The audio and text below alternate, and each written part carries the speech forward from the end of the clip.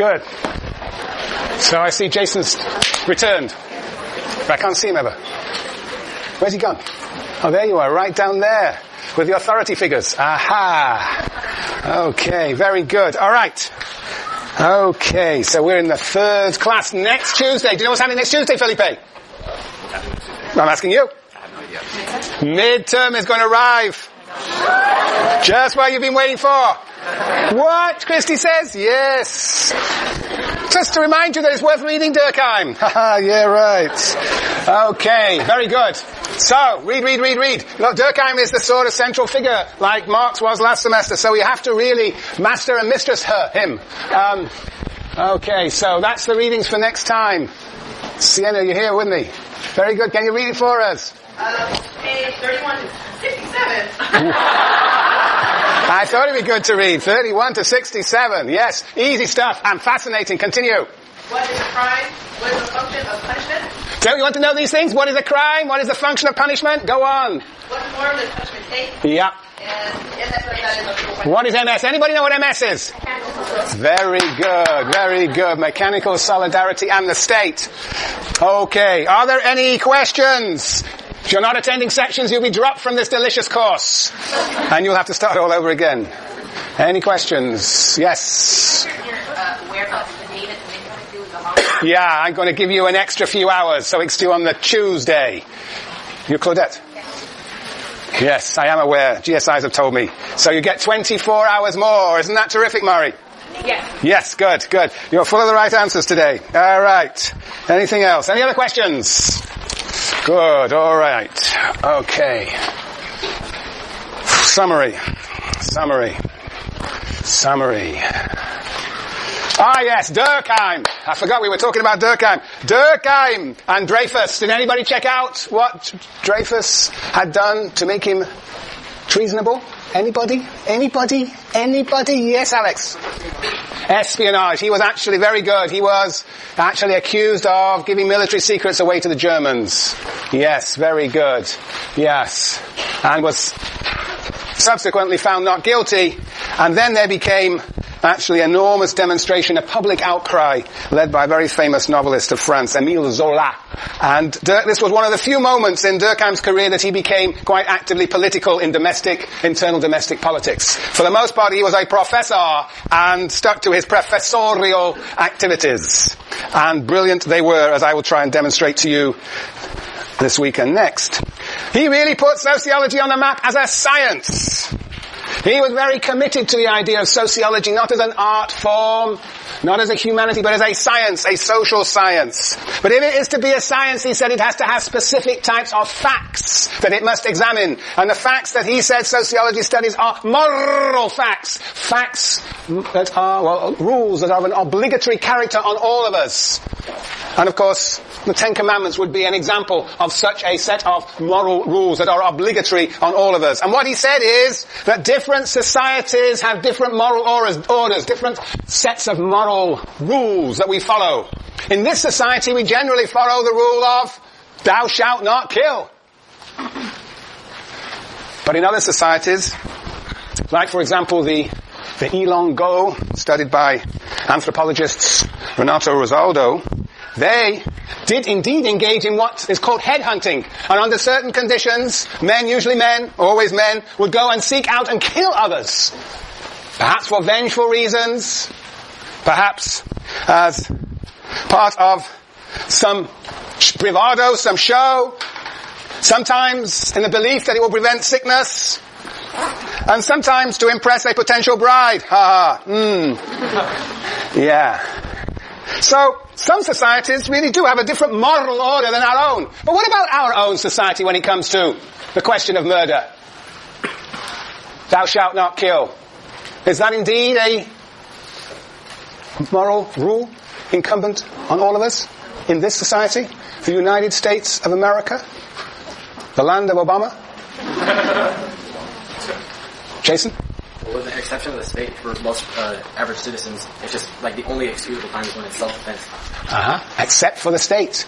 We do engage in what is called capital punishment. At least some states do. Some states within the state. Capital punishment. Of course, that is always a controversial and questionable activity in our society.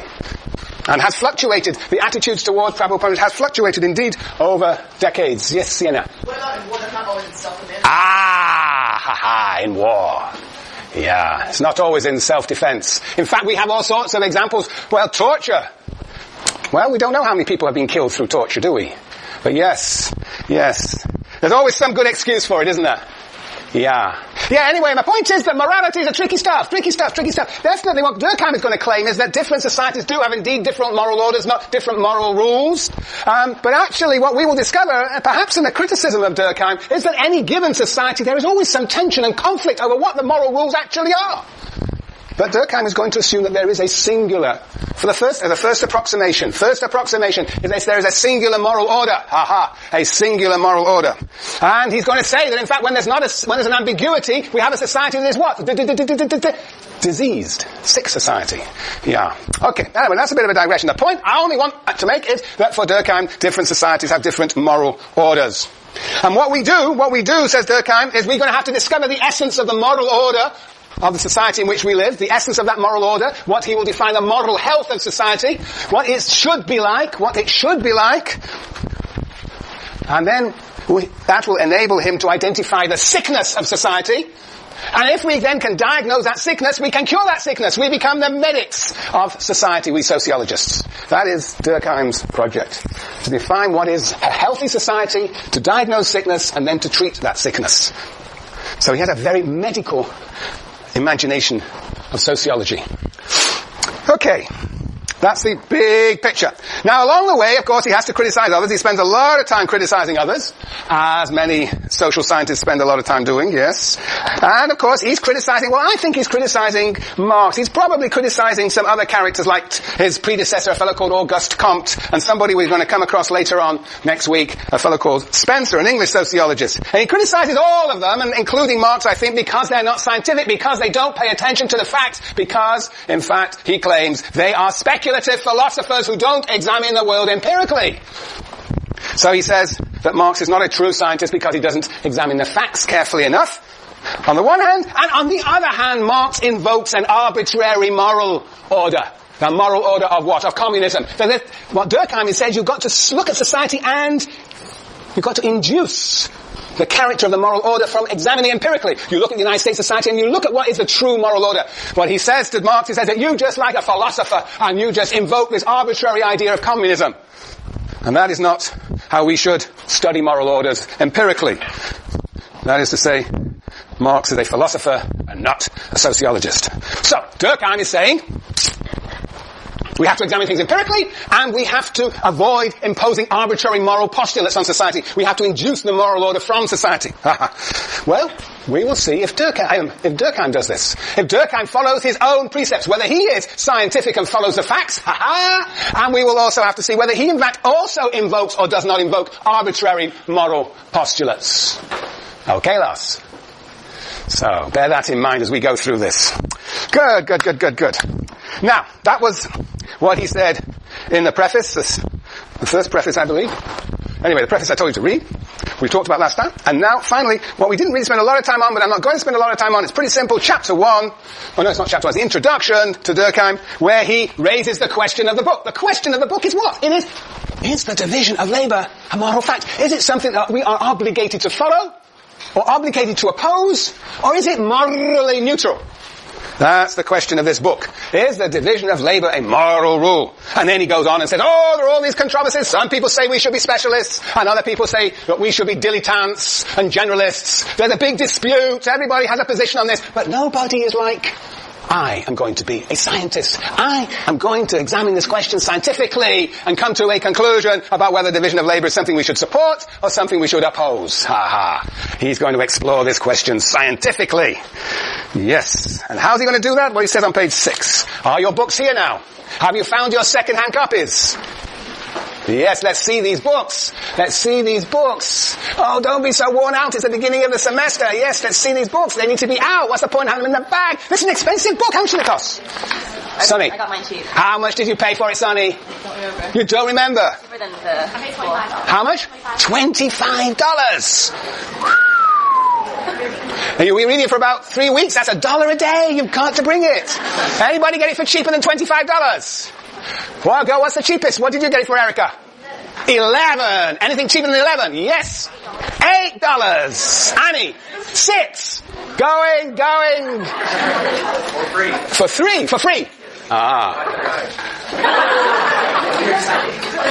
Pretty good. Okay. Well. Anyway, at any price, 25 or 35 or 55, this is a bargain. This contains the most extraordinary, provocative and interesting piece of sociological knowledge. Okay, we're on page 6. Page 6. Where are we? 6. This book is very well put together, and a prize goes to the first person who makes their book fall apart by virtue of it being read many times. Okay, page 6, the new paragraph. The 4th line. Sienna, why don't you start today? Yep. The sole means of successfully evaluating objectively the division of labor is first to study in itself. It in itself. Study it in itself. Yep. In an entirely speculative fashion. That is to say, in and itself, I think. That's just reinforcing the same point, although you might construe that as meaning something else. But I think he means that in an entirely speculative fashion, that is, in a detached fashion. Go on. Investigating its utility. Its utility, And on what it is. Investigating its utility, and upon what it is contingent, upon what it depends, In short, to form for ourselves an adequate idea of it as possible. So we should examine it empirically and form an adequate idea is possible. Continue. When this has been accomplished, When we have examined it empirically in a detached manner, we are in a position to compare it with other moral phenomena. we are in a position to compare it with other moral phenomena And perceive what relationship it entertains with them. and perceive what relationship it has with them. If we find that it plays a role similar to some other practice, whose moral and normal character is questionable, that in certain cases it does not fulfill that role, it is because of abnormal deviation. Well, now it's getting complicated. And that if the causes that determine it are also determining conclusions to other moral rules, then we shall be able to conclude that it may be classified with those rules. All right, I'm not going to interpret the last few lines. In fact, I'm going to spend the rest of today interpreting those lines. But essentially what Durkheim is saying here is we're going to examine the division of labor, he says, or he is going to examine the division of labor in and of itself, and then compare it with some moral phenomenon whose morality is unquestionable, whose moral and normal character is unquestionable, is without doubt. Without doubt. Something is going to compare the division of labor with something whose moral character is unquestionable.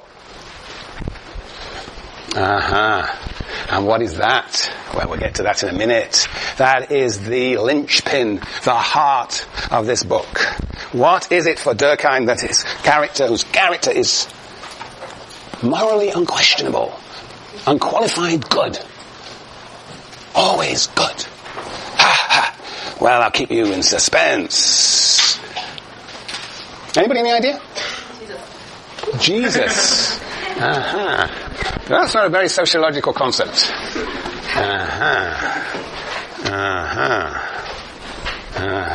Juliana. I'm going to say science. Like the reason we have, obtain knowledge is there's some sort of moral character to one's life. One might think it should be science because, after all, why is he making such a big deal about science if it is not an unqualified moral good that we should all follow? But is that what he says?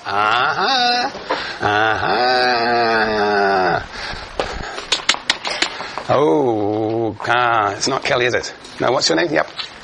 Eden. Very good. You remember your name better than I do. Very good. Eden. The law. Yeah. Sort of. Maybe. Yes. Interesting. Getting warm. Jessica.